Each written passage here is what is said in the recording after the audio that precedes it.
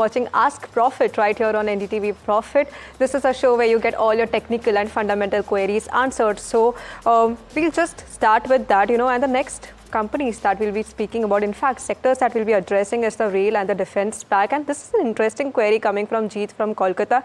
He wants to understand whether the budget rally, for rail and defense companies have already started. We are seeing a lot of these stocks in focus. Apollo Micro, Jupiter Wagons up around 5 to 8% in trade today.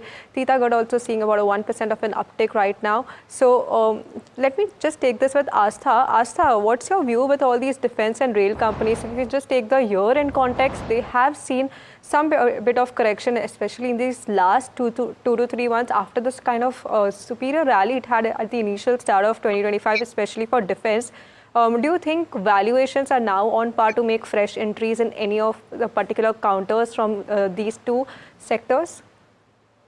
So first of all, what I feel is that definitely they are showing some momentum because this is a pre-budget rally, and we have always seen that before budget. Definitely, railways and defense are the core focus of any budget, and we have seen them, showing strong momentum.